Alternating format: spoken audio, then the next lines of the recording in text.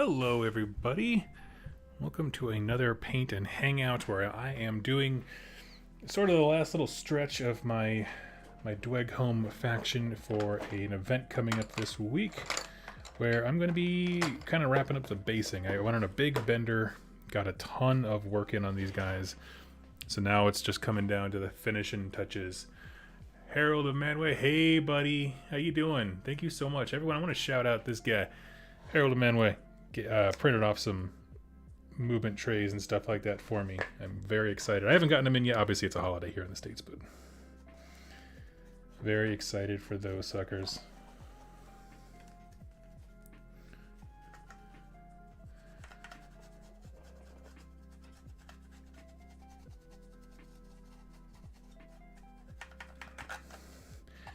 Don't need to go too ballistic on the detail down below him. Lord Billy, Elect Man, and Jordan, what's up, y'all? How we doing? What's everybody working on?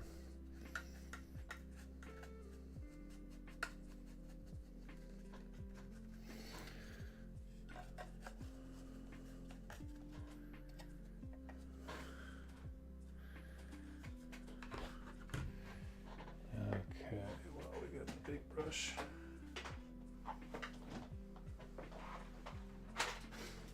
Okay, so here is an insight into what I am working on. Oh, I knocked over my shop debone. Thankfully, there's so little in there, it didn't matter.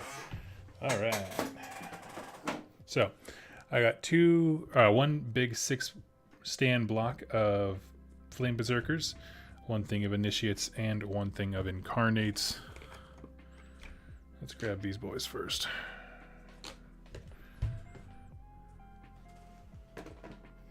I think I successfully punched my mic 3 times in that, so apologies. David, Doug, are you coming to Holy Wars? When is that again? For some reason, I stopped getting updates about that stuff. I did for the first year afterwards, but I would love to. Even if I don't come to play, I would still just go to help Steve and cover it, I guess.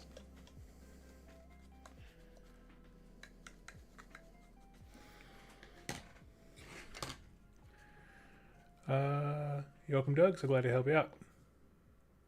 Oh, thank you so much. Working on Slaves to Darkness. Nice, nice. Have you seen the Beasts of Chaos article on Warcom? No, I haven't yet.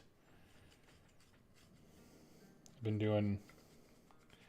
I was sent a board game to review, so I've been doing that all my morning. I assume it came out today, what you're saying.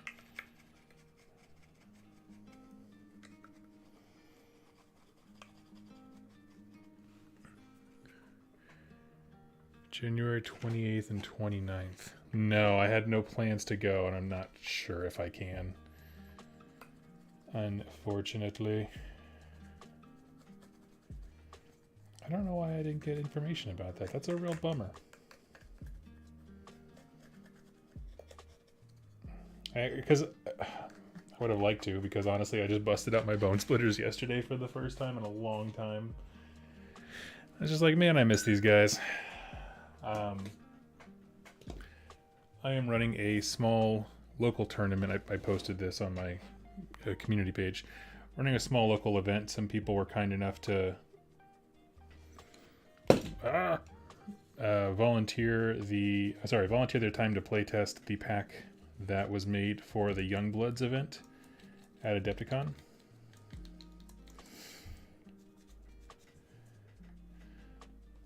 And so we'll be doing that the weekend before. Oh, no, sorry, the weekend after. And I don't think the missus would very much like that.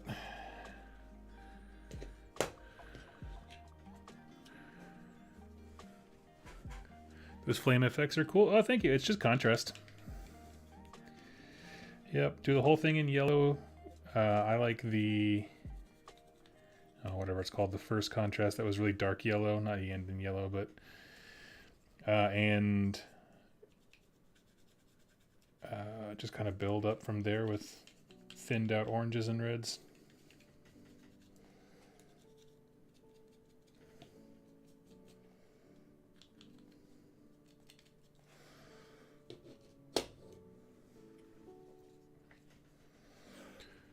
I've been working on my Disciples of Zinch, so I wanted to ask, how did you get the fire to look so good? Oh, sorry. Yes. So if you're doing like Warp Flame, where you go from like different kinds of blues and that kind of stuff, start with whatever is lightest. So grab yourself some, I don't know, Ethermatic Blue contrast. Go over the entire flame area with that, and then grab some medium, and then just thin out whatever colors you want it to morph into.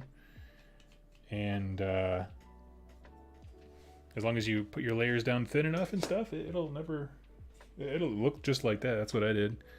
And then if you want at the end, like I did a thing of the yellow GW wash, the old one. They don't do it anymore, I don't think, but Cassandora yellow, that's what it was.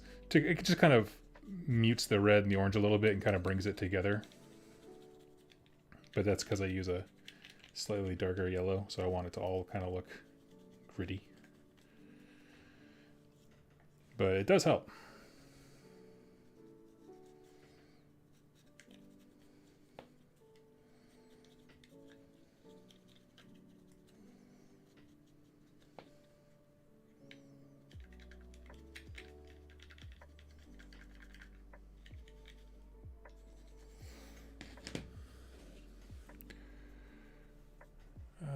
Let's see.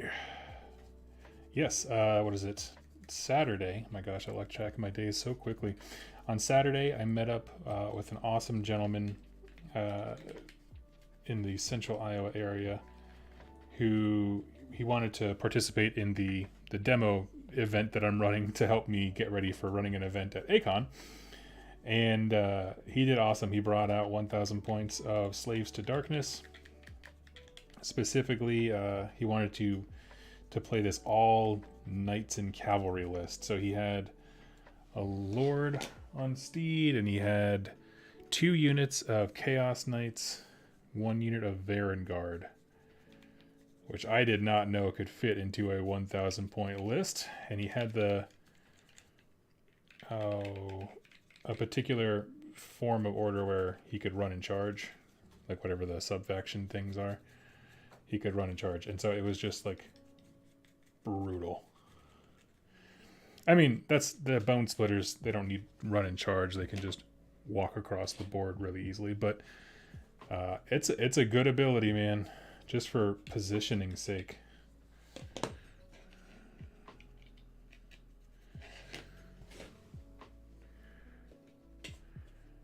Hey, I'm trying an all-cav list too. Yeah, I mean, I will say, his knights were the saddest of pandas when they got charged. Like, I knew that they would be better on the charge. I didn't know the full war scroll stuff. I wasn't, I was, again, more there to practice the event running and how the scoring and stuff like that went. So I wasn't paying the attention to the minutia, but like I know that generally cavalry does better on the charge. That's just kind of how Games Workshop has always done it. And I didn't quite appreciate how stark the difference was. I had a Boar Boy Maniacs go into a unit. And, they didn't do much damage, but then again, they never do. That's not what they're there for. And when he swung back and, like, nothing happened, I was like, oh, well, that's kind of sad. And then, like, the next round, he got a charge off and just absolutely crushed a 10-man Boar Boy unit. I mean, and that's, like, the most... it's a 1,000 point list, so like the 10-man boar unit was the big sink of my anchor. That was supposed to be the Bone Splitter unit that doesn't die, and it just evaporated. Even with their wand. Hey, Pendim Kudum, I'm sorry, I don't know how to pronounce that. Hey, did you make these round square bases by yourself? I did not. No, these are actually from, and the miniatures on them are from a game called Conquest by Parabellum. That is something that I adore. It is, as of right now, it was for 2022 as well, but my favorite miniatures game. I love the setting of AOS, but as a game system, Conquest is where it's at. I also love their minis. But they have a kind of like how 40K also has Kill Team. They have game modes where you put them on the stand, the full rank and flank army game, and then separate ones where you take them off and you use them as individual models. That's called First Blood. And the same models are interchangeable. Everything works in both games.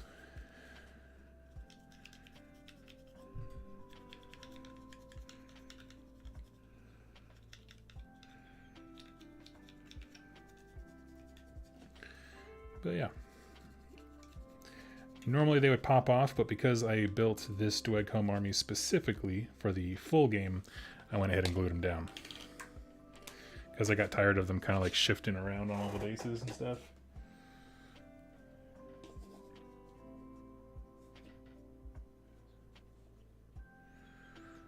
Okay, now that we got all these guys out, roll on to phase 2. Which is reinforcing the border along the edge. So let me wash these brushes out right fast.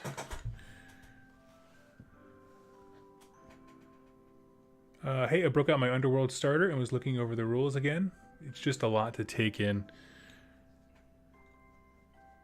Oh yes, I'm sorry. I don't recognize usernames as well. So you're a local gentleman, Central Ire area. You recently got Underworlds.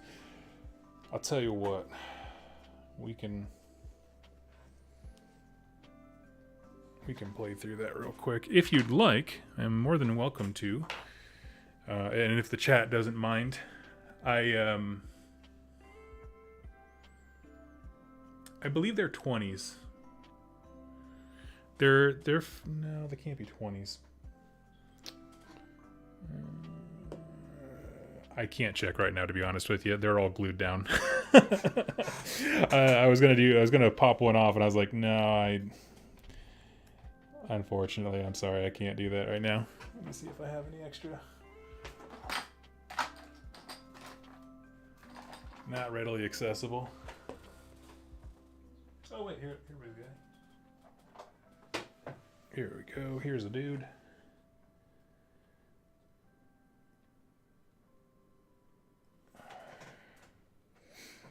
What does that make them?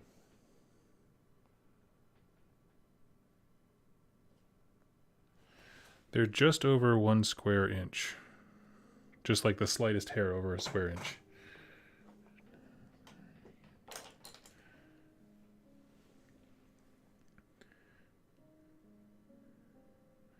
Shield Captain Tittles. My friend and I just started Song of Ice and Fire, and it's the best non-GW game I've played.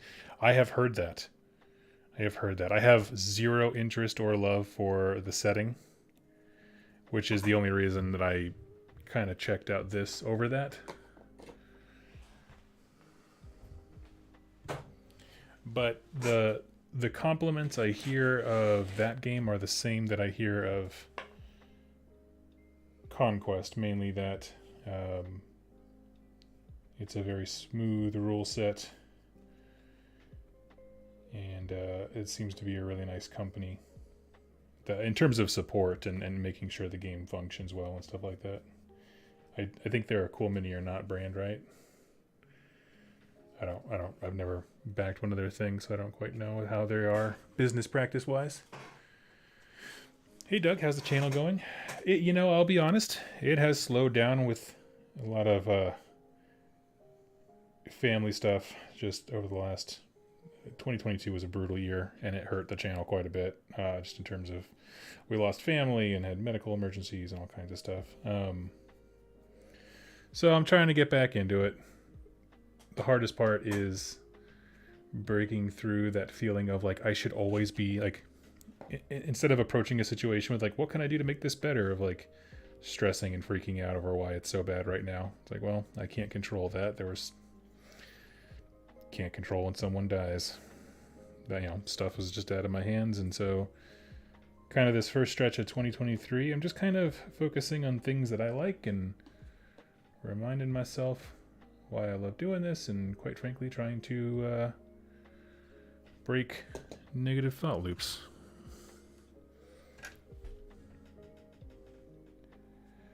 Because no matter what the subscription bar says, sometimes you just lay there in bed at night and you go, I'm pretty sure everybody hates me, right? You guys ever do that to yourselves?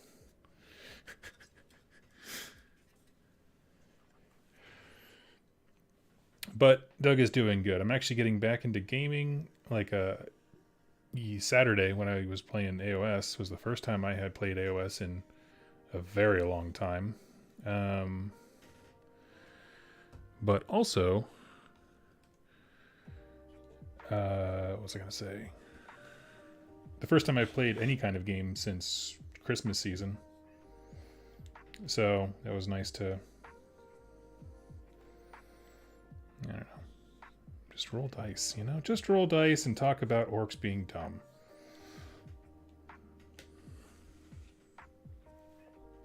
Oh, thank you guys. I do appreciate it.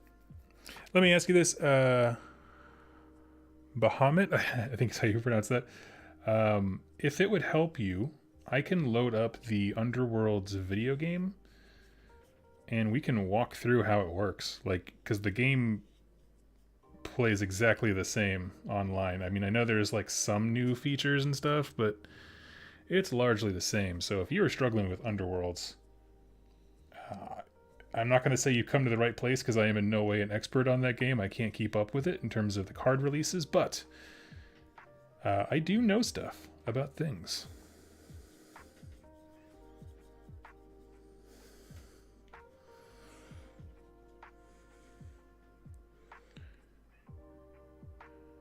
What's the big model up top? This is the Hellbringer Drake. It is this massive fire lizard, and they strap 2 molten cannons to him. Up on top, I have it magnetized because I can either have a character wizard stand up there and like shoot fireballs from the top, or there is a generic version where it's not a hero, it's just a captain guy who's pointing and saying like, move forward so I can hit them with my sword. That's basically it. They are probably one of the units, as far as I can tell online, that keeps the faction going in terms of a lot of things in Dwegholm don't have the raw firepower to deal with problems. He does this cool thing where he gets a special action where he can basically like store a loogie of molten magma. Like he can overcharge his gun. So instead of shooting, he just charges it and gets an overcharge token. And then the next time he shoots, he can spend the tokens and it gives him all kinds of bonuses. So your first volley is usually your scariest. And what makes him really gross in Last Arguments of Kings is that units come onto the board in order of their size. So like a light regiment will come on faster than a medium regiment, and a medium regiment comes on faster than a heavy. Well, normally for that kind of big monster, they're almost, as you would expect, all heavies, but he is a medium. He is a feisty lizard.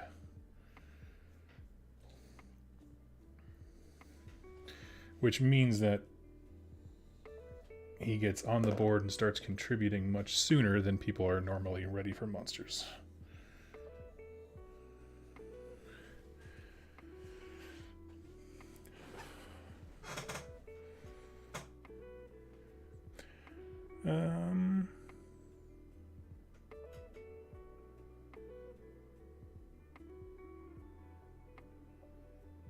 I broke up another game called Flamecraft and played solo. Ooh, how was Flamecraft? I've never heard of that one.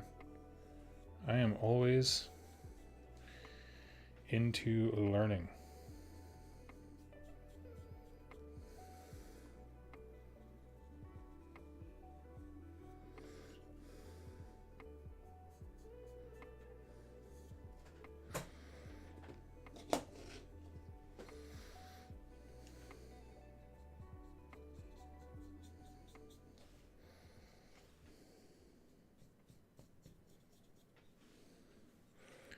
Okay, so Doug, question for you. As someone closer to the Conquest community, I'd like to ask, did Parabellum give you a reason why Weaver Courts weren't in the running for Project 8?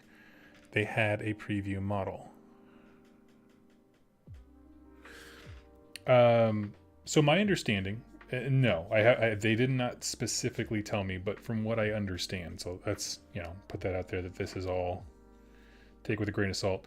My understanding is that the way that they do projects is, like, in terms of Project 8, is they basically alternate between what factions they want to produce and which ones they want the community to choose. So my guess is that Weaver's Courts weren't there because they've already decided they're going to make that faction. The last project they had, for example, Wadroon were not chosen by people, but Old Dominion were. And so they released pretty close to one another, honestly, almost like right on top of each other. So my hunch is they understand that people want Weaver Courts, and it was not in the race because they didn't want a chance of it to not be chosen. That's what I would guess. Because we've had lore for them as long as we've had city-states, and city-states are now coming out. So,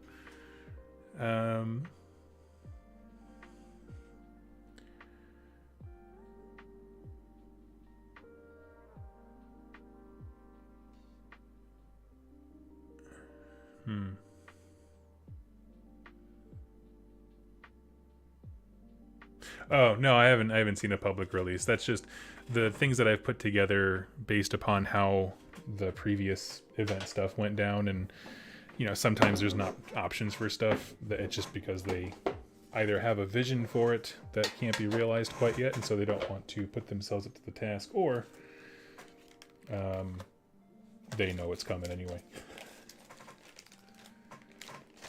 Okay, let's see what we got.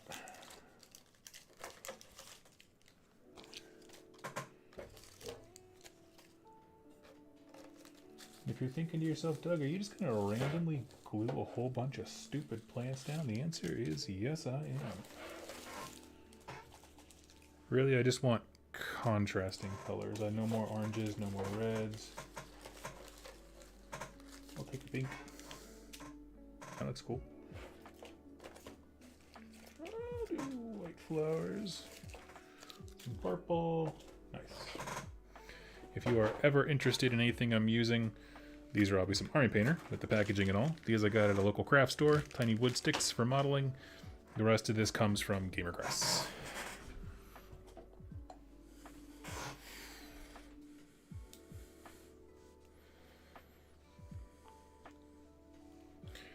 Is an awesome town building game. I've never heard of that. Go for teal ones? Do I have any teal ones? I don't know if I do. No, I wish I did. What are you? You're just sad grass. Okay.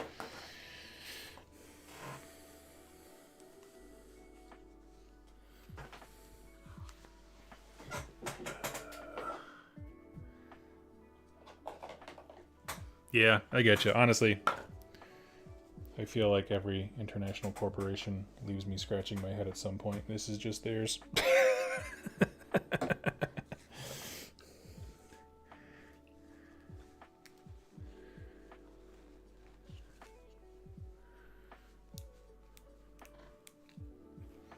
Man, all of my glues are like sealed shut. What happened?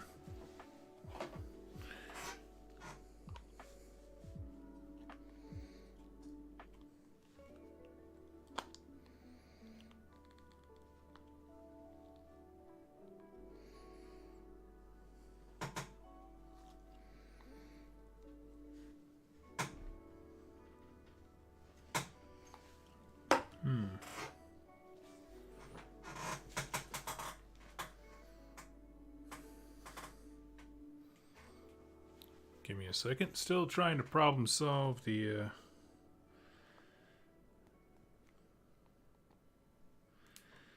mysterious case of the glue that won't open.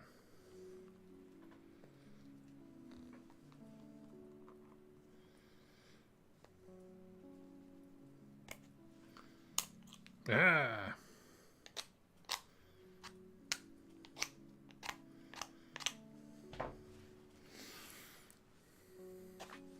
Doug, if GW copied the Dweghome monster idea, would you rather have a Magmadroth with pure guns on it, or B, a Mimidroth held aloft by balloons? Oh, like if they took the dragon idea and just did more stuff with it? What would I rather have? For Fire Slayer specifically, I would need them to have guns because that faction is very one-dimensional on the table. That would be my guess on what people would want. I mean, if they made him like super gross, like if they turned the dragon into essentially a war shrine, or you know, the Skaven Council of 13 big old bell, screaming bell, that's what it's called, screaming bell. Like, heck yeah, dude, that would be so cool.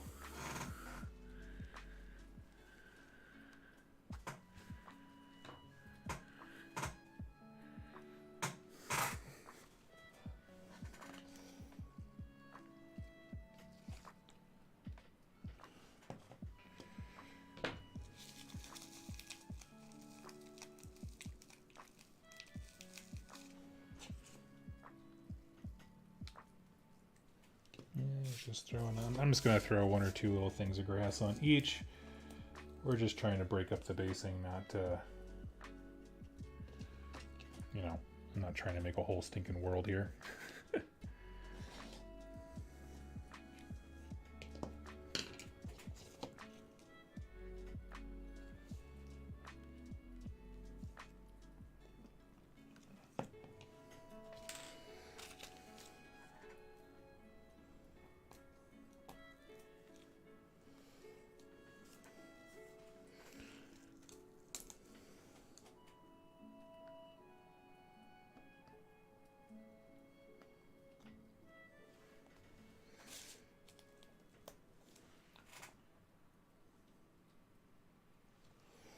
There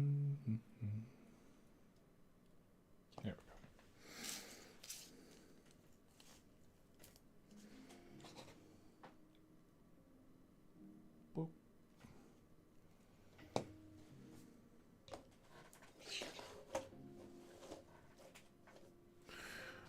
Let's see.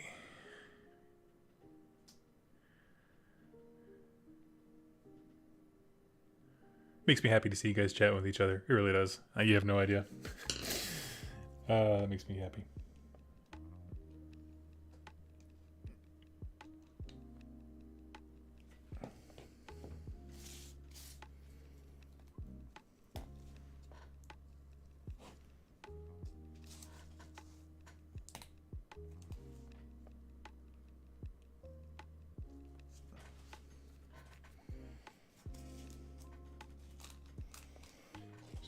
Chipping away. Feel free to tag me, say at Doug or G plus stuff if you want to get some attention. Let's see.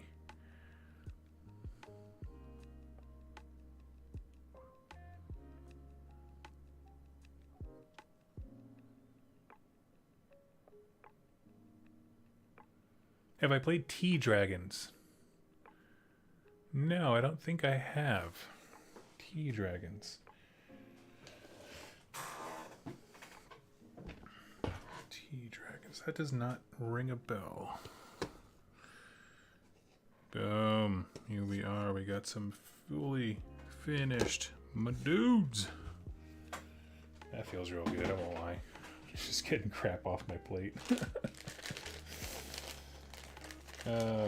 I think for our Incarnate Sentinels, oh,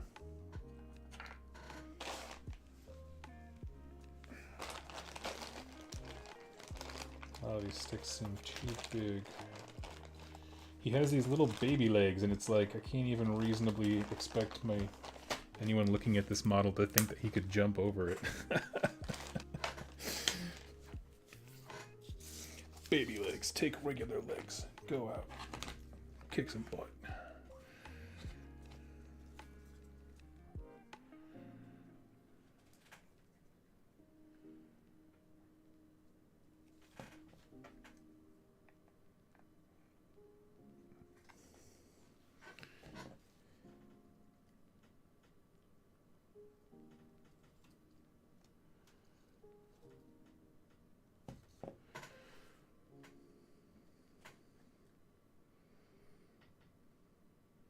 Here we go. I was like, the overhang shouldn't matter because that means another base can fit underneath it, but then I was like, actually, I kind of want it.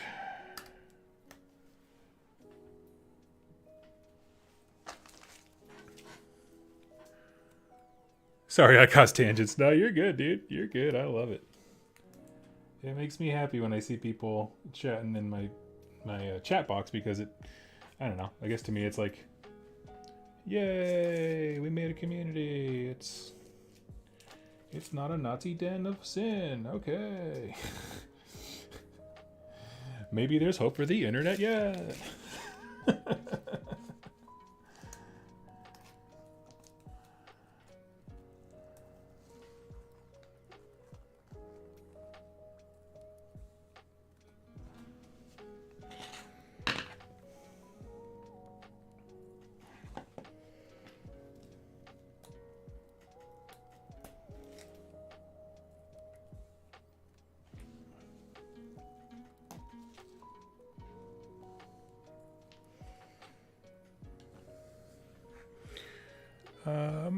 Flame. I'm sorry. Yes, I didn't see the question. What am I holding? These are flame automata. They are essentially constructs that are wreathed in flame, and they're used disposably. Like they're like tin cans to the Dweg home. Load them up with fire and stuff, and then just kind of give them that weird baseball slap on the rear thing, and then just send them forward.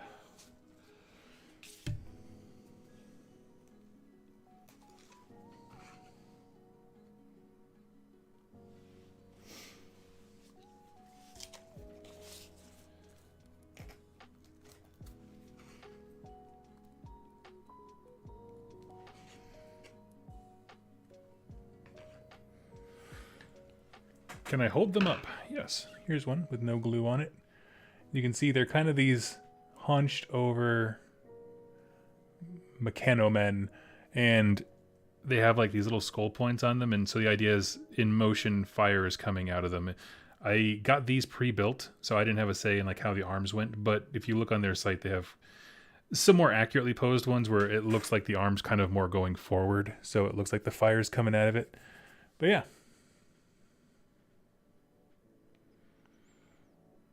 And they are quite cool. I am going to get another set eventually and just kind of paint them up myself, mainly because however they were built, their arms don't interlock all that well, like to stand next to each other with bases, which I don't blame them. Some of the directions that Parabellum has have you put your guys in some very strange positions. I will not lie about that.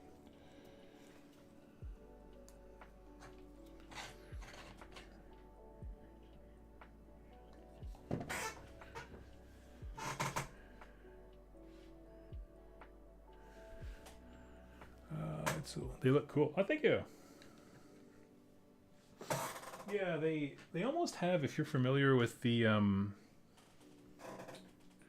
Retribution of Sira from War Machine and Hordes, they almost have that kind of look with the weird their faces just kind of sit forward and that kind of stuff. Here is our Drake de la Flame. And I want to get some of these bigger logs because I don't have a ton of models with massive bases, so I want to use these to fill it up.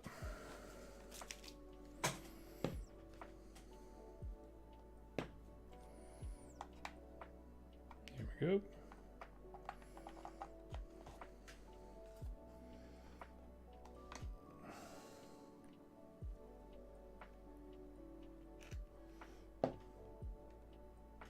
Just hold that for a sec. They call him Old Crotch Tooth. I recently discovered with this game that it can be a good idea to use terrain to replace a few models in the unit. Yeah. Yeah. I have seen some good examples of that as well.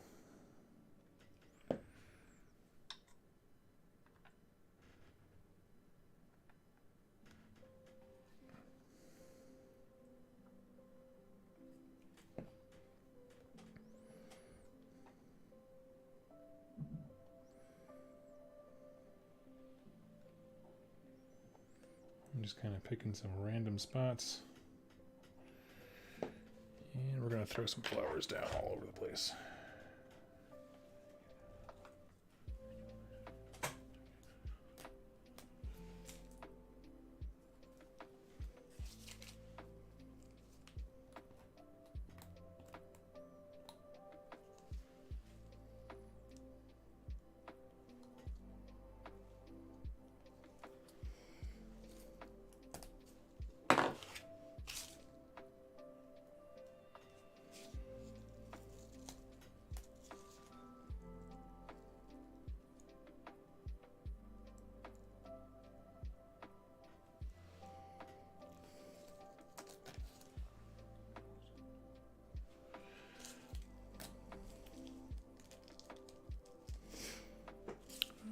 see.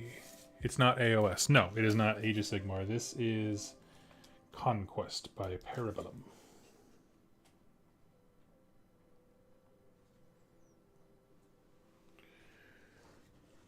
In terms of games engines has been my my main squeeze for a bit. Midwest has an awesome community. I found a Discord group that was in kind of the Kansas City to Springfield, Missouri, all the way out to Nebraska, like the whole Midwest thing, and so I got us signed up and like, hey, here we are in Iowa. Please drive 8 hours out of your way to come hang out with me.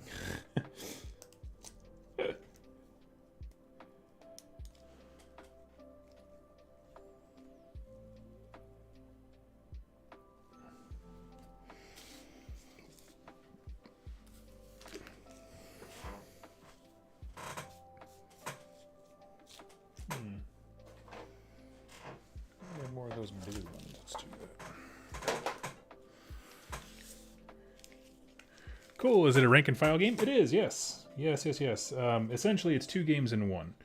There's a rank and file version called Conquest, the Last Argument of Kings, and then there is a version where you see these little, like, there's a circle around each guy. That's because they come separated from those little bases, and you can pop them off and use them in a skirmish style game that I thoroughly enjoy. It seems to be, from what I can tell, that at least online the full army game is much more popular, but I really do like the way that the mechanics scale down. They're basically the same game, it's just unit formation is different, so I prefer the small scale stuff, but whatever, it's not all about what Doug wants.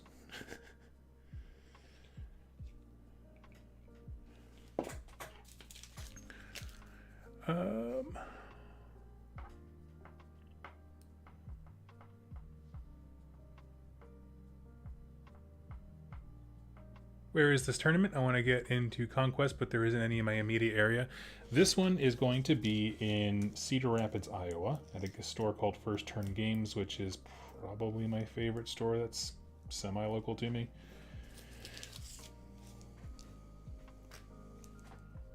It was supposed to be in early December, but there was a sickness breakout, and so they had to cancel it or punt it backwards. So, but we are here. It gave me time to finish all these guys, which I was very excited for.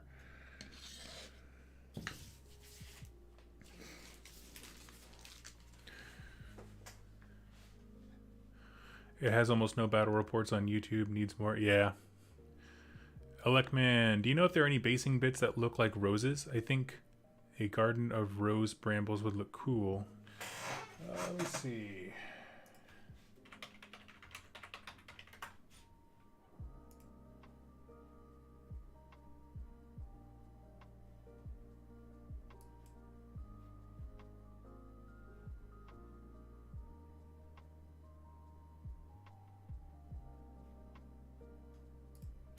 Give me just a moment here. I'm looking for you.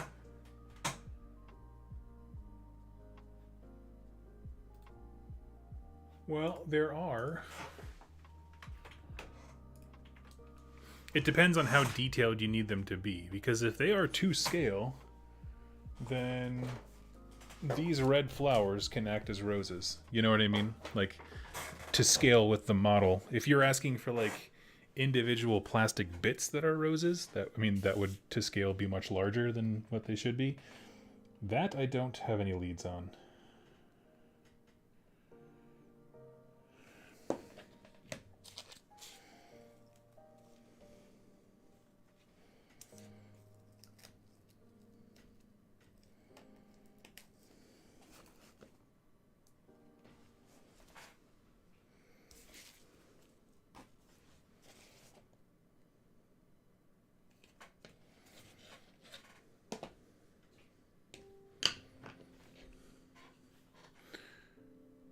A poppy field for night goblins? Yes.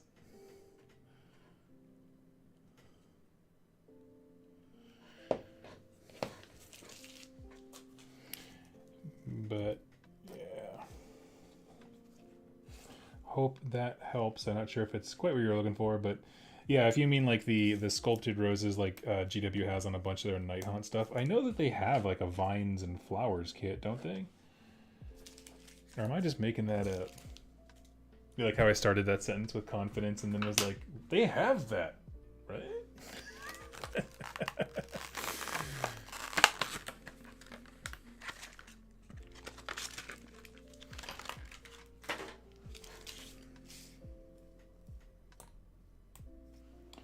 I know that I have at least 2 people that would be somewhat pumped locally to join in with battle reports. It's just a thing that, man, even though I've been a part of battle reports, I've helped record them, it just seems like so much.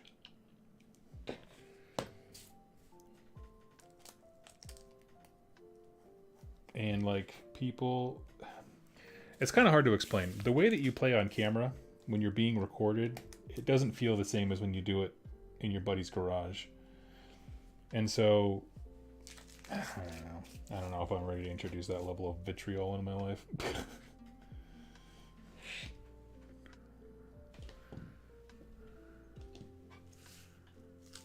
I believe so, as well as skulls. Yeah, I knew the skull kit. The skull kit I am very familiar with because that is quite possibly the pinnacle of GW products. It doesn't get any better than this. This is the skull kit.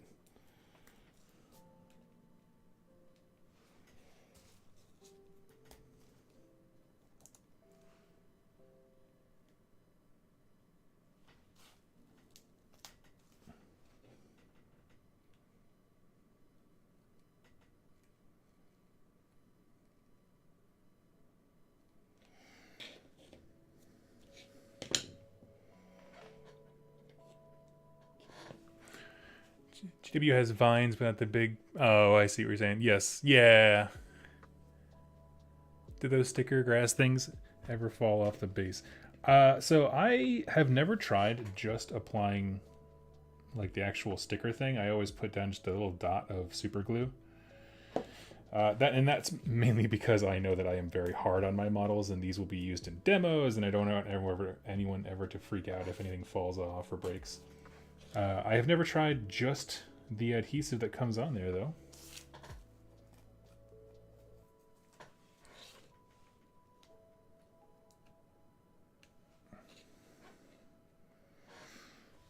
All right.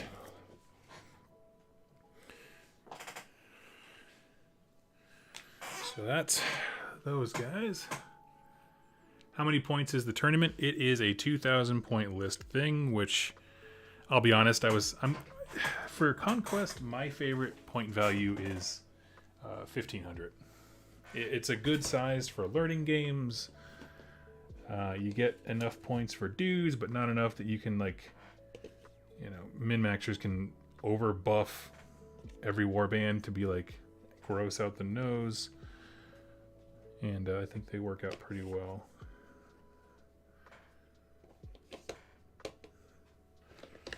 Boom, look at that. Thank you all for joining me. We got that up done. Can we see the troops up close? Yes. So, this is my favorite set of models that they have right now.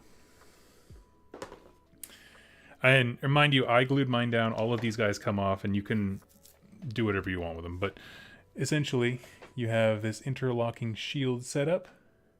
The guys in the back, their arms fit perfectly into place. And I didn't even need to glue them. Like, they just lock in perfectly with the way the shield arm goes.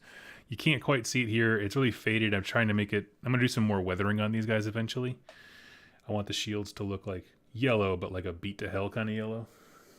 You know, like a really worn, almost like Imperial Fist. So those boys. Here are the Flame Berserkers. And if you had to equate these in terms of like armies or whatever, think of these as like zealots, flagellants, something like that, whatever they call them. Apologies for, let's see. Ooh. See if that helps with the clarity. Not really. Camera's not no idea what's going on. But yeah, they just rush forward, and their whole deal is they don't attack particularly hard, but there's a lot of them, and they love to rush forward. They are one of the fastest units in the Dwarven catalog.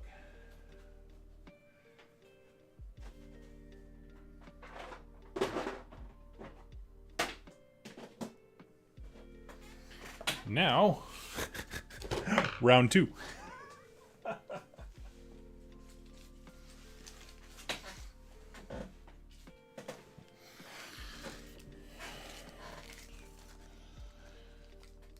Alright, let me get my grass organized here.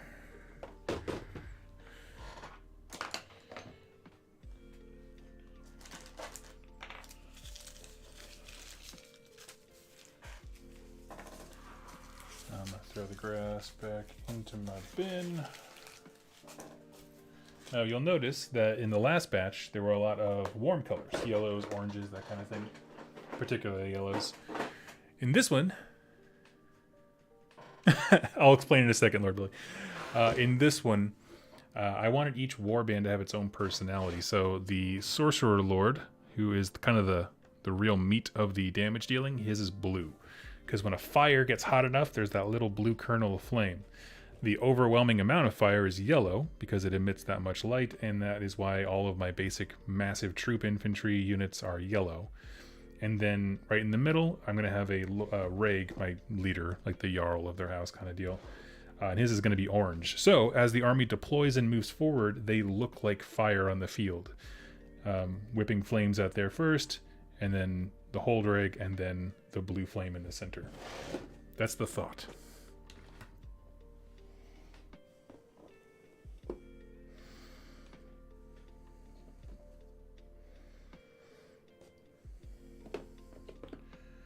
And I'm happy to hold all of these guys up as well. Just need a moment to, let's unpack them all and then I can do that. I'll do a showcase for you if you're curious.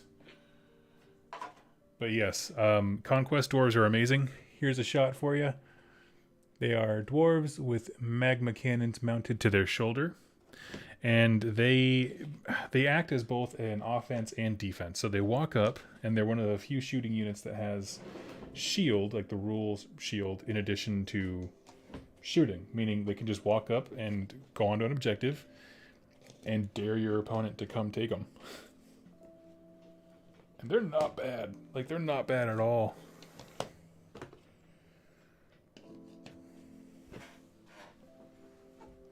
Now, this batch, there were a few models. I'm just going to pick some out that had some, I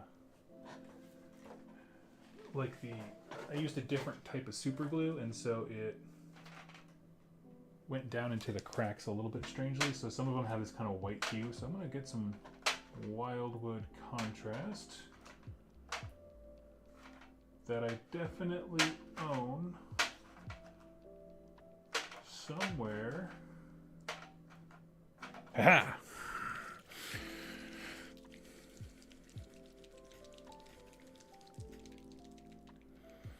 Okay, so, yes, dwarves, speed, description.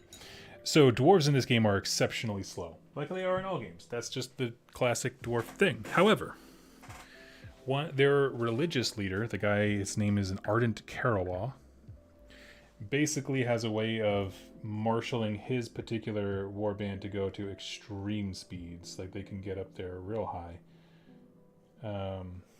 That's not going to work, because that's just going to... I don't think contrast is the answer here, sadly. Let's see what we got.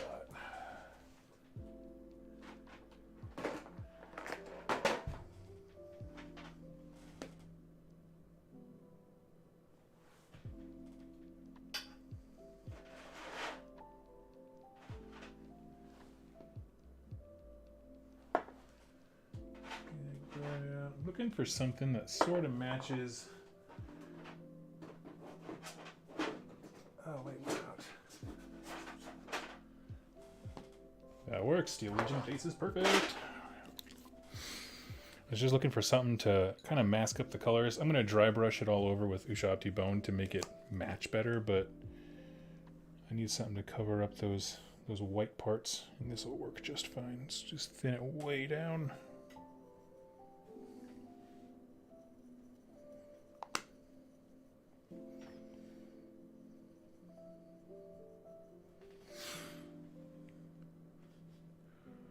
Yeah, so he has a way to make his warband and the entire army move kind of at like a less than glacial pace that dwarves are known for. And it helps them out because it doesn't get the guns where they need to be fastest, but it does help get bodies. Like, none of the units he can take, I guess aside from the flame berserkers, are really going to go up there and like do anything meaningful. And so that's why it's okay that they can have that kind of speed. It's just their job is just to get up and guard the objective. That's it. Stand right there. Yep.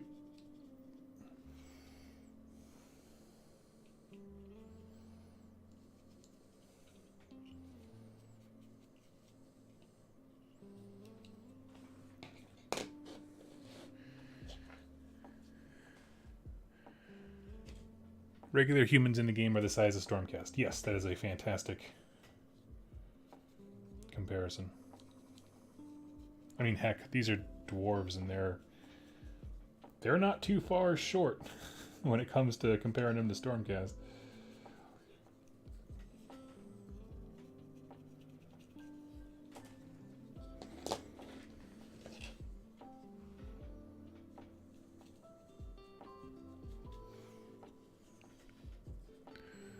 I kind of fell behind the chat. I'm sorry, guys.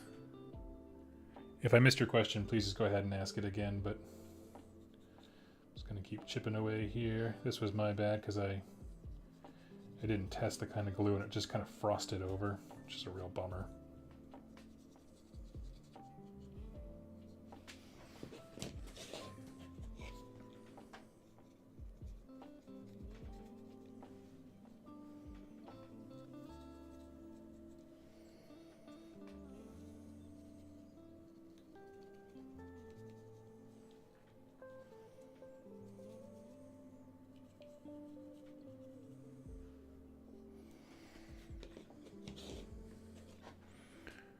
Models seem to be very high quality.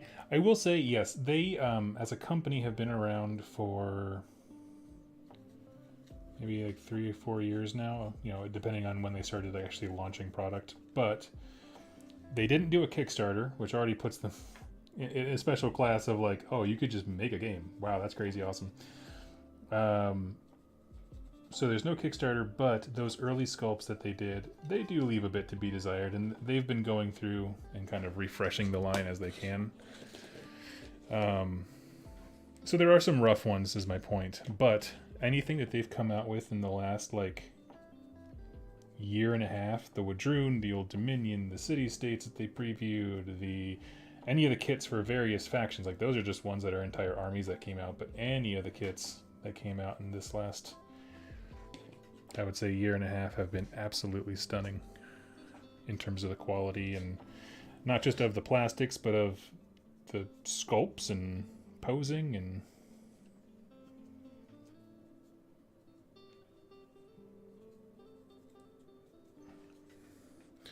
these are Dragon Slayers. They are the elite melee unit. When you think of close combat dwarf superiority, this is the unit you're thinking. They are a Death Star unit unto themselves. You don't even have to add overlapping bonuses or anything. They just do what's on the tin.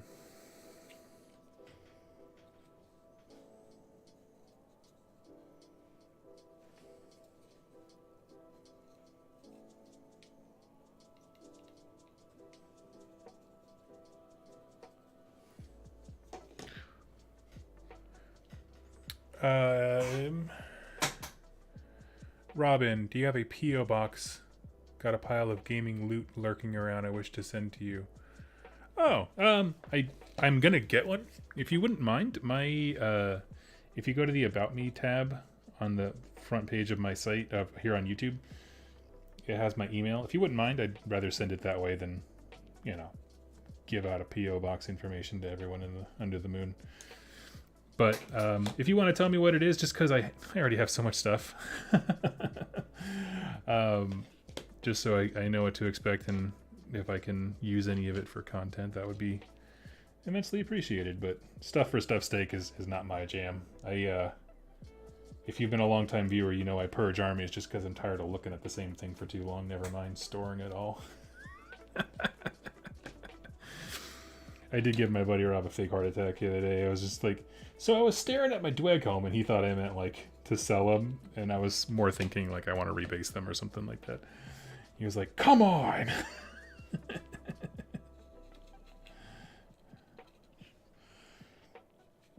He does know I'm doing Nords this year, which is the plan. If any of you are looking to join me, I plan on doing a slow grow league, probably after February 4th, like early in February, where I'll be building the full Nords list in piecemeal. We're going to have different milestones like we did last time. This time, because I'm doing the full army game instead of First Blood, the different tiers or stopping points or whatever are going to be focused on like warbands. I'm going to build an entire warband this month and a half or something like that, instead of a point goal necessarily. I suppose I could have both. Sadly, at this point, because I had to cover up all those little mistakes, I'm kind of just waiting for that paint to dry. So I'm just going to be hanging out here. The skirmish bases really stay in the formation. They tend to, I will say. They don't always rank up quite well. Like, sometimes it's very crowded. There's been people who glue down their models like me because they don't want to deal with the finickiness of having to take dudes off, and then I'll just keep track of how many guys are alive. But yeah.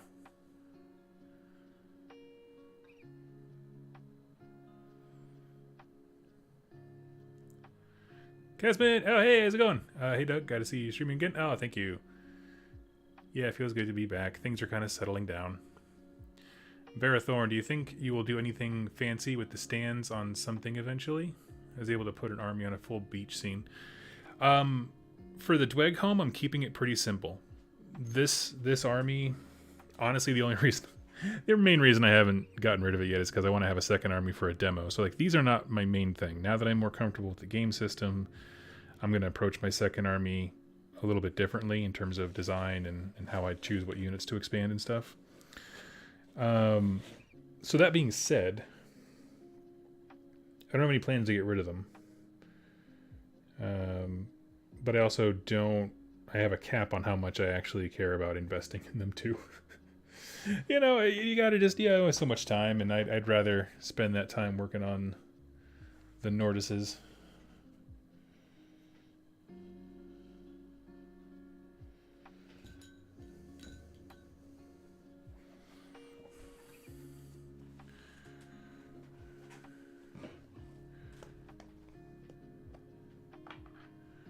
If I could get a group together. Helga Pig and Pharaoh. Oh man, heck yeah.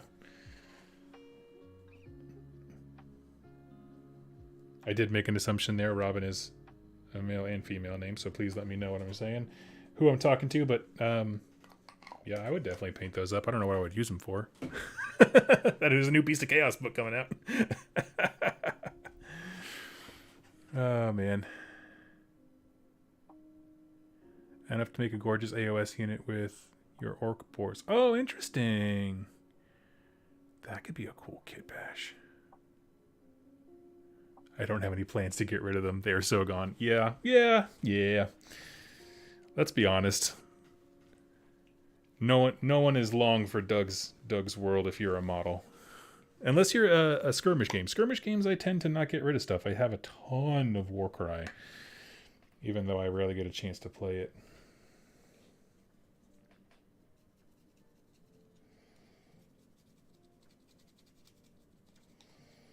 Because it's just one of those things, like, as opposed to full 2,000 point armies and the cases that's required to, discreetly put them away. Like, man, I can't. I don't know. They just require so much less space, both mentally and in my closet.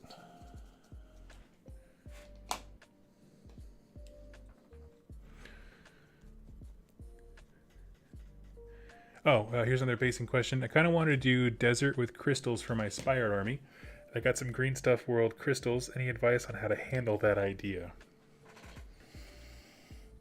You know, I have never seen Green Stuff World crystals. Give me just a second here. I can go check those out.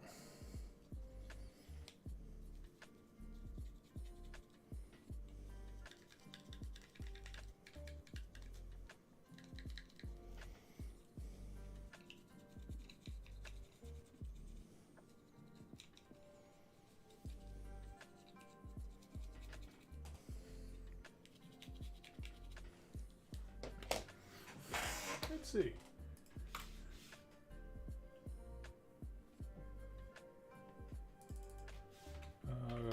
Green Stuff World crystals.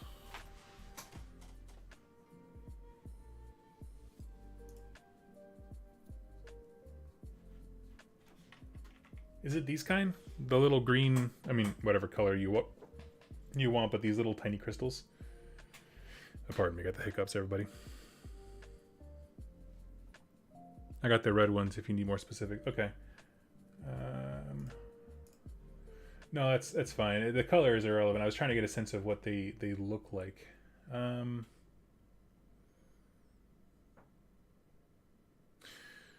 There's a few ways you could go. Are you using, how are you doing your sand? Let's ask it that way. I guess I was thinking, you don't think you got the small ones.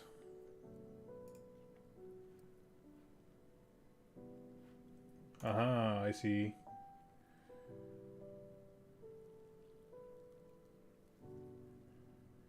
Okay. First of all, these look rad. You know, I don't have any strong suggestion for you. What I would just say is, like, let's say you're putting down a texture paint.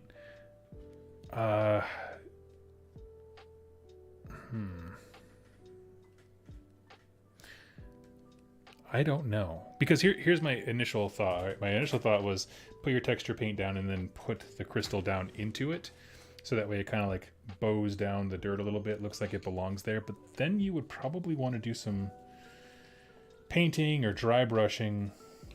Then you don't want to mess up your crystal, because that defeats the purpose if it looks like garbage. So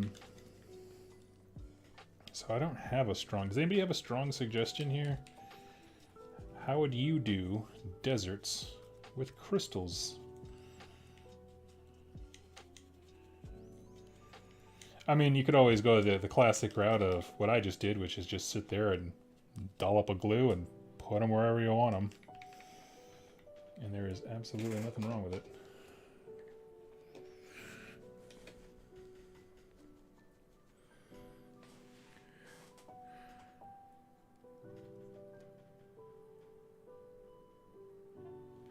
Ooh, that's a good idea, Electman. Some inks and stuff. Oh, sorry, Austin. That was, yeah, sorry, you were replying to him. Yes, yeah, I like the idea.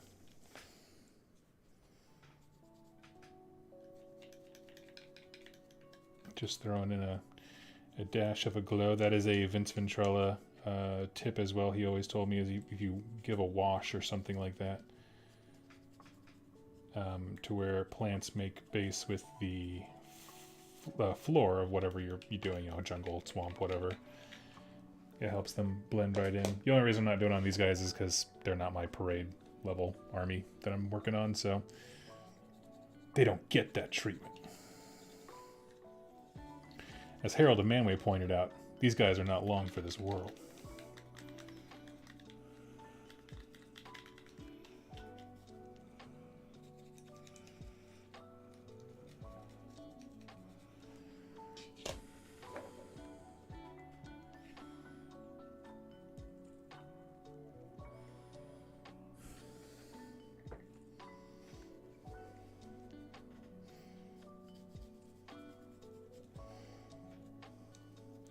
And we're going to do the exact same thing with these guys. Just dry brush to make the basing pop a little bit more.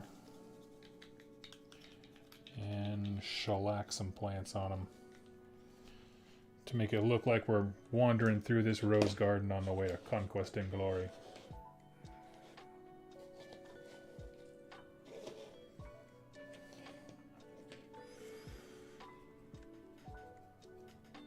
Oh, still see the website. I apologize. Thank you. Bet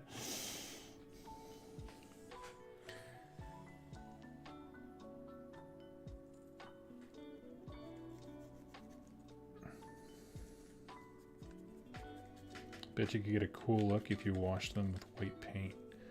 Interesting. Yeah, and then I had a thought of like, oh yeah, well you could put them on first, and then but then you'd have to prime them. And I was like, well, priming them defeats the purpose of buying them in particular colors, right? If it all ends up as black primer, it doesn't matter. Okay, so we'll throw that out the window.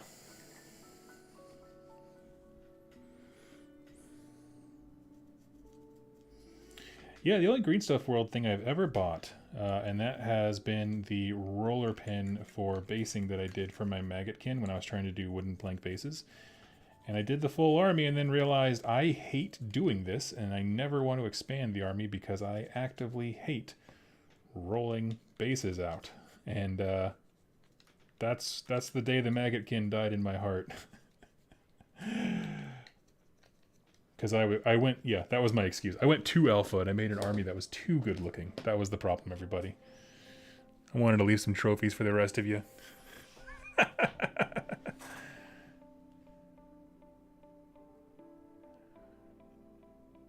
Hey, Tim. Well, I hope your Christmas got better.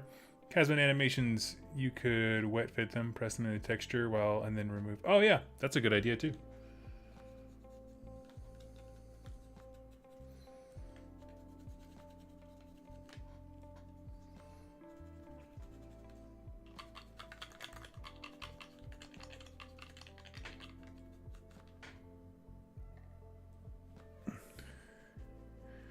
It would leave a dip in the base. Oh, yeah.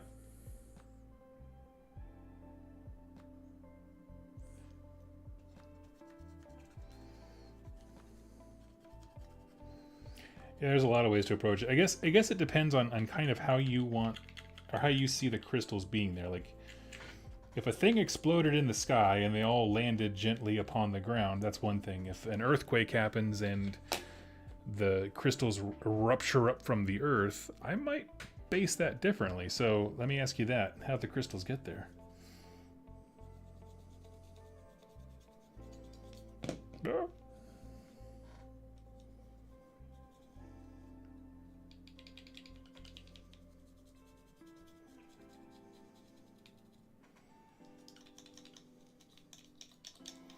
And if it's something supernatural, well, then you can just do whatever you want and be like, well, kind of like how mushrooms grow out of everything when the bad moon comes up.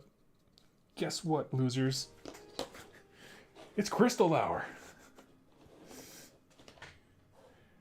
Mercury's in Gatorade, and we're going to have ourselves some crystals and do a seance.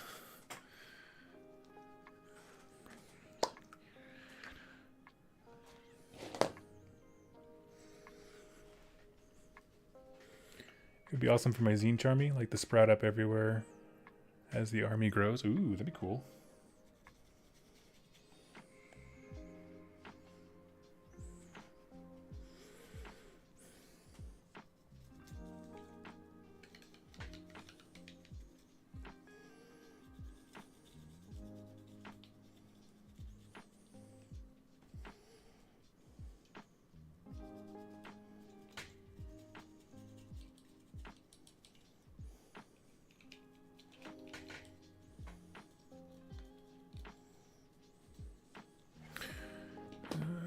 Okay, one more stand of these boys. And then we'll be done with the dry brushing part for the entire army. That's not true. Once my...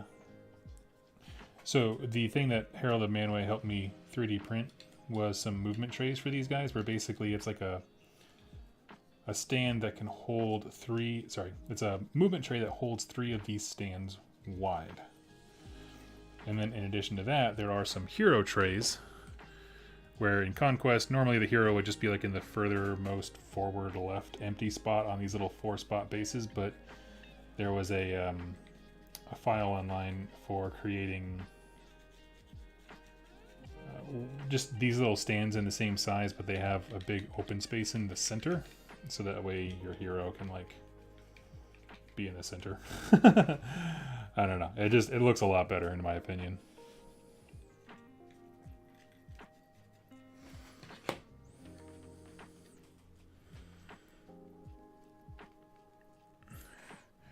My idea for the concept was that the spires are in the desert region because the crystals are a natural resource of power, and they harvest them on behest of the Directorate. That makes absolute sense. So you probably want some stuff coming out of the ground, right?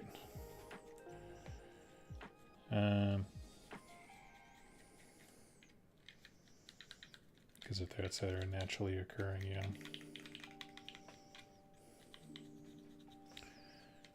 Yeah, one thing you could do...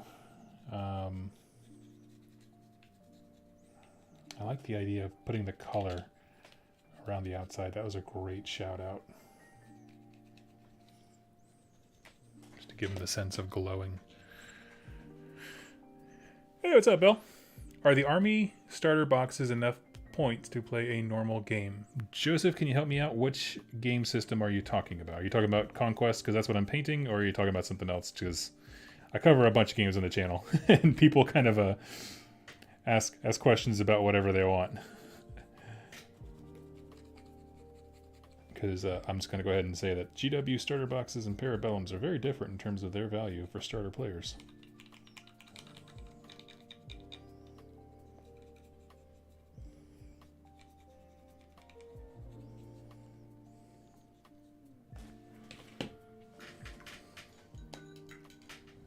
Boom.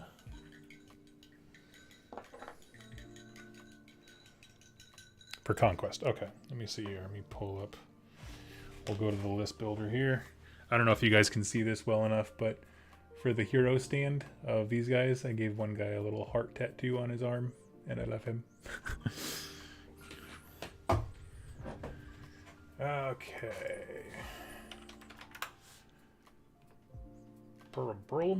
Let's see.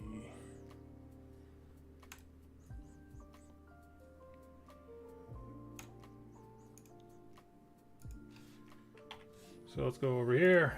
We got... So a standard list is 2,000 points. Keep in mind, they don't have... they don't have, like, strict game sizes like Games Workshop games do, where it's like, this is the state, you know, you play at 1,000 points or 2,000 points, whatever. You can do whatever you want. 1,000 is a great way to learn, and 2,000 is a huge game. Okay, like I think it's a huge game. It's probably comparable to everything else, but in terms of the swiftness of it, 1,500 is my personal fave. Let's see. You got a rig. I'm just doing the Dweghome one as an example to give you a sense of how much they actually give you. You get 2 sets of the Warrior Ballista Kit. So let's say you wanted to experiment and try a bunch of stuff. You try a little bit of everything, and then you get 2 of the Thane and Dragon Slayers kits, which come out to 755. Let's see. That's not really what you would take, though, because generally speaking, they all come... You get heroes for free, and at least a few of these guys you would want defenses for, and then your rig. I wouldn't upgrade them too much. Honestly, if you bought like a starter set and one other kit that you like, or another one of these kits to reinforce it, you would do pretty well. That would be, even if you got the base unit, you add 2 more stands to it, you're at 880, and 1,000 is a great, nice, even number to play at. So maybe maybe it's more accurate to say a starter set and one other thing. However, I will say, for all of the starter sets, everything on the actual shop here, all of them do give you similar army construction options. Like, they're all great as baseline starters. Let's see here. Blah, blah, blah, blah, blah.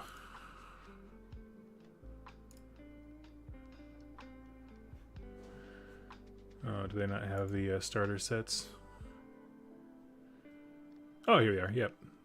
Yeah, so all of these, they tend to come with multi-kits. So, like the Dweghome one, it comes with 4 kits, but 2 of them share a common one. So you can build ballista or warriors, so you could double down on whatever you want. And that gives you a lot of point leeway because some are more expensive options than others. So that's the way. And they're all pretty much like that. The 100 Kingdoms one is probably... No, that one's flexible. I mean, it's the least flexible in the sense that there's knights in it and they can't be anything other than knights. But it does give you a great infantry unit with the, I believe they're the Gilded Legion. Same thing for Nords. Let's see. Yeah, they're all about that. The 2-player starter set is just a little bit less for each player, but it makes up for it by giving you, you know, the rule books, the die, everything. So, yeah. Okay, back to the downward camp. So I hope that answers your question. Heroes get their but extra slots for bodyguards. Look awkward as the hero is alone. Yeah, I know what you mean. I prefer the game at 1,000 to 100. Sorry, to 1,500. Yeah, and they're all great because really what the question is with Conquest is how many warbands does the point level allow you to take? So in Conquest, when you're making a faction, say I wanted to take these boys, okay, my flamethrower on the shoulder guys. There's a single hero that allows them to be taken, and it is the Tempered Sorcerer. That might not be true. There might be other ways to take them, but for our example, we're throwing in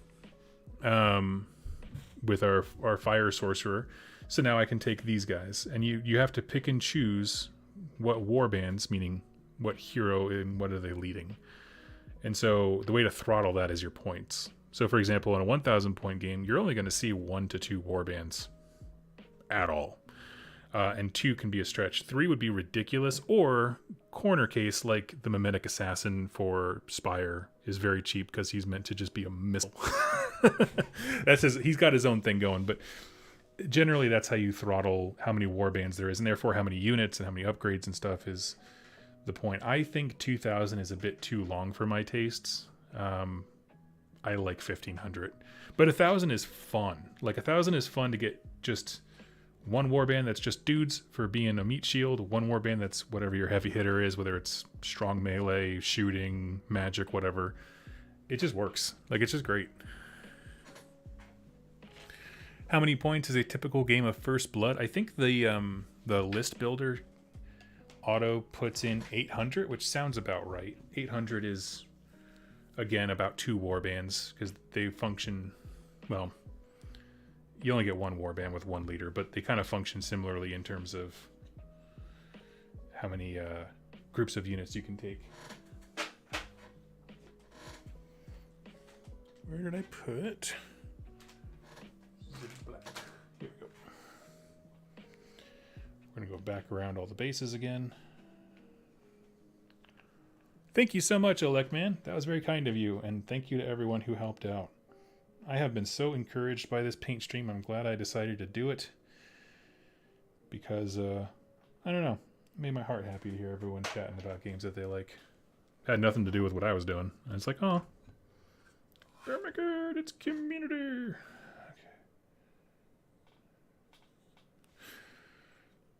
How many, slightly tempered by demonic dwarf units? Battle Barn, glad to see you back doing live streams, driving around dealing with all these storms here in California in a bit. Oh, thank you so much. Please be safe. Please, please, please.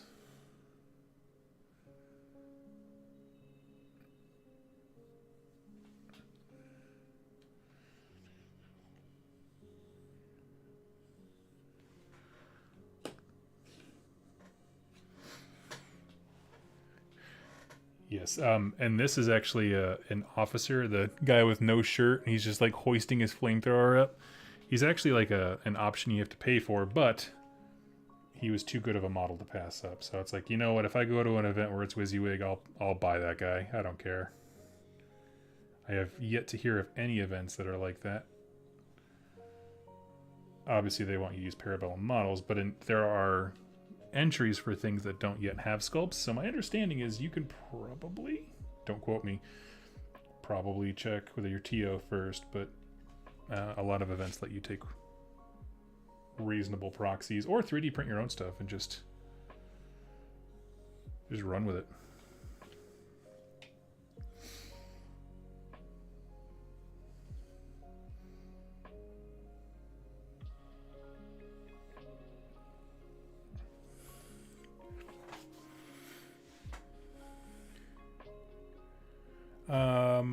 Blight02, hi Doug, hope to see you for Heresy soon. Yeah, do you live around here? My area? Or what do you mean? Like you want to see Heresy content or The Emperor Protects? But thank you. I actually, yeah, I got kind of burnt out on my Sons of Horus there for a hot second when I was really crushing to get that stuff ready for that event in, it was in the fall, I think October. And I had a wonderful time, but I was just like zonked afterwards. I needed a break from the Sons of Horus green. But I think I'm getting back into it. I have some models to build. I certainly still have my Charybdis Assault Claw to build. That thing... Well, that's not true. I built that one. That one wasn't a problem. It was the Sons of Horus specific Dreadnought that they did not package well. And just... That thing got shaken like dice in a Yahtzee cup.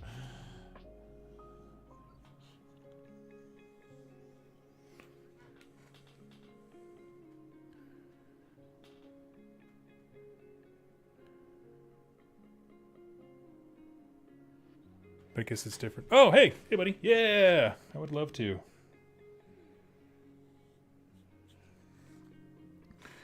We gotta make that happen. The last time me and Mike played, I was like on top of the world. I was rushing him forward. He had some bad shooting with some of his Mechanicus mechs. And I felt like I was indestructible. And then he completely annihilated my whole thing of just Justarian Terminators with one pretty exceptional volley. And then I was like, there goes my entire first company. Bye.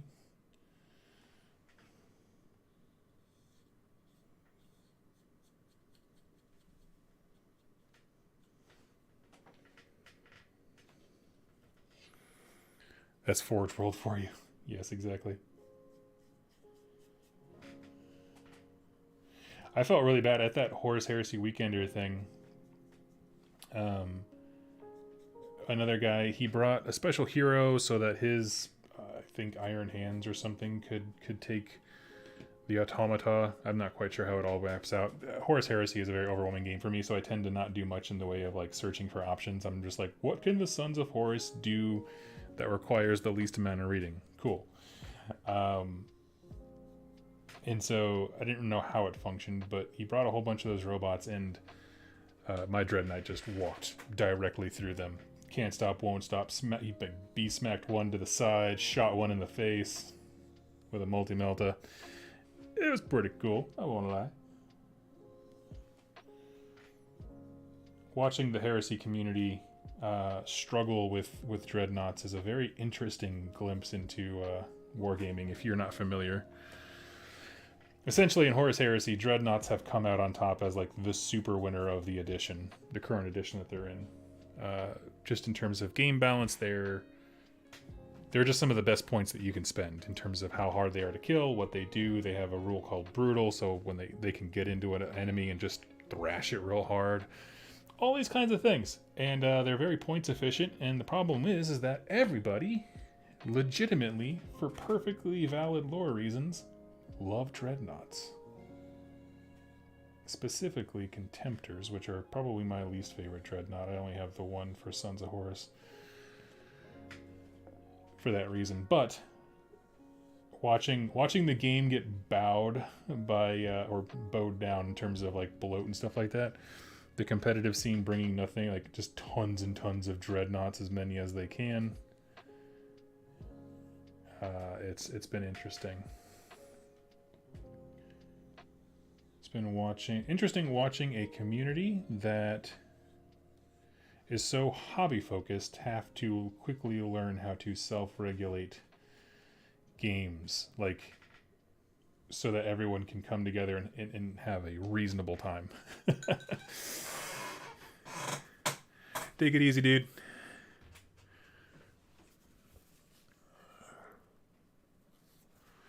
And a really bad... Oh, that's right. I did roll a pretty terrible on my morale thing. That's right. Okay, friends. We are in the home stretch. How long have I been going? Where am I at? At an hour and a half. Yeah, I'm a little out of it. And this stuff needs to dry before I can apply more bushes and stuff. So I'm going to go ahead and pause here. But thank you so much, everyone, for hanging out with me. It meant a lot to me. And just getting to see everyone hang out together. And hopefully 2+ stuff is a place where you can always come and get a little bit of hobby inspiration, if not help.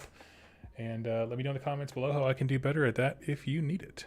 So, Electman, why do you not like the Contemptor? It looks better than the old box knot. See, I'm the opposite. I loved the Angry Fire Hydrant because to me, it looks like a mobile sarcophagus, which is what a dreadnought is conceptually. And I like that it looks like that. So, there's my explanation. Prove me wrong. Anyway, I'll catch you guys later. Y'all have a wonderful day. Take it easy.